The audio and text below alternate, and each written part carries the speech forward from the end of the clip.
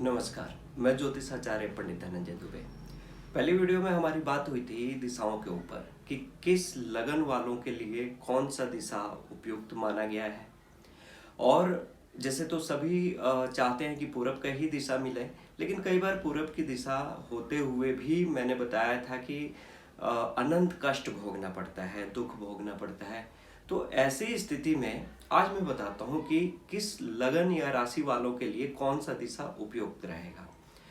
अगर मेष लगन की बात करें तो मेष लगन और वृश्चिक लगन, इन दोनों का जो स्वामी है मंगल है।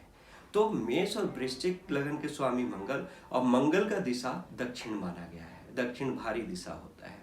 और दक्षिण दिशा तो जो मेष और वृषभ के स्वामित्व वाले लोग हैं, वो लोग अगर दक्षिण दिशा का चयन करें तो आपको स्थिरता मिलेगा अपने कार्यों में। स्वास्थ्य के प्रति स्वास्थ्य भी अच्छा रहता है, क्योंकि दिशा स्वास्थ्य के लिए बड़ा ही महत्वपूर्ण रहता है। क्योंकि आप किस दिशा में हैं वो अत्यंत महत्वपूर्ण है, आपके स्वास्थ्य पर प्रभाव डालता है, आपके बच्चों के स्वास्थ्य पर प्रभाव डालता है।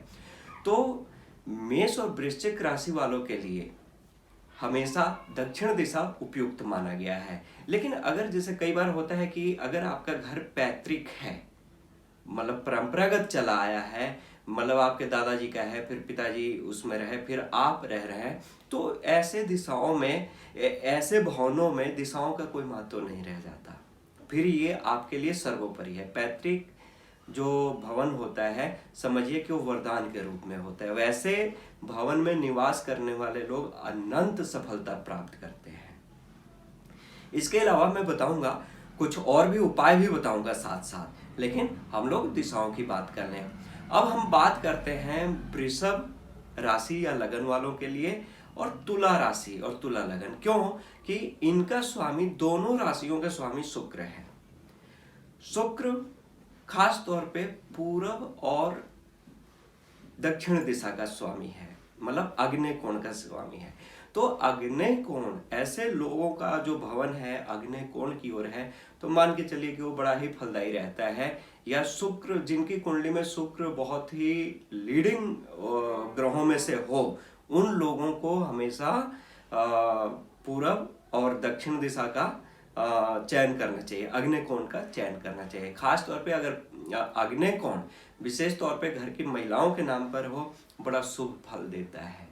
तो ये तो हो गई वृषभ लगन और तुला लगन के जातकों के लिए, क्योंकि ग्रह यहाँ पर आ गया शुक्र, और शुक्र हमेशा आग्नेय कोण का मालिक होता है, आग्नेय कोण उसका दिशा सूचक है। तो ऐसी स्थिति में आप लोग ये दिशा जरूर चयन करें। अब हम बात करेंगे जो अगली दिशा है, वो है मिथुन राशि वालों के लिए। मिथुन और कन्या, इनका स्वामी है बुध। मिथुन और कन्या का जो दिशा है, इनका स्वामी हो गया बुध, और बुध उत्तर का स्वामी है। उत्तर दिशा बड़ा फलदायी रहता है बुध के, और उत्तर दिशा खास तौर पे उन लोगों के लिए जो कला के क्षेत्र में हों, कलाकार हों, यहाँ तक कि जो आर्टिस्ट हों, सिंगर हों, डांसर हों, मतलब माँ सरस्वती की कृपा जिन पे हो, उनके लिए उत्तर दिशा बहुत ही कामयाब दिशा रहता है।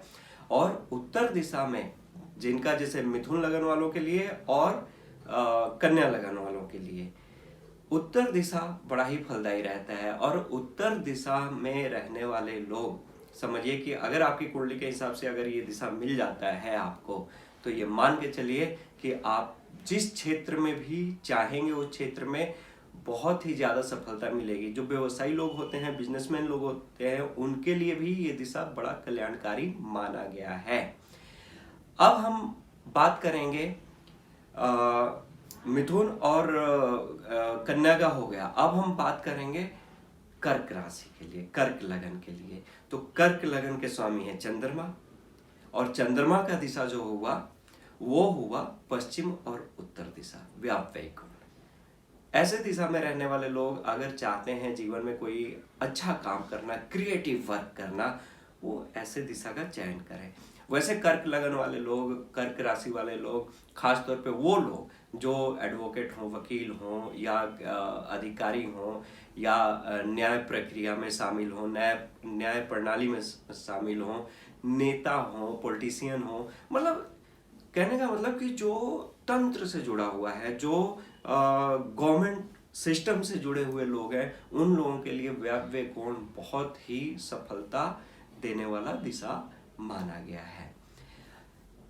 इन दिशाओं के अलावा विशेष तौर पे ध्यान क्या देना है कि इन दिशाओं के अलावा आपको खास तौर पर घर, अपने घर का एक एक चीज, एक एक वास्तु का, ये तो हो गया दिशा, लेकिन जो भवन का वास्तु होता है, वास्तु में विशेष तौर पे हम जो भवन को सजाते हैं, क्योंकि कई बार ऐसा होता है कि मान लीजिएगा आपको भवन वैसा मिल गया, भवन को तो तोड़ नहीं सकते हम, लेकिन भवन में हम बहुत सारी चीज़ों को, छोटी मोटी चीज़ों को व्यवस्थित करके, सिस्टमेटिक करके हम बहुत ही ज़्यादा उससे लाभ ले सकते हैं। ग्रहों का प्रभाव जो है हम अपने अनुकूल कर सकते हैं।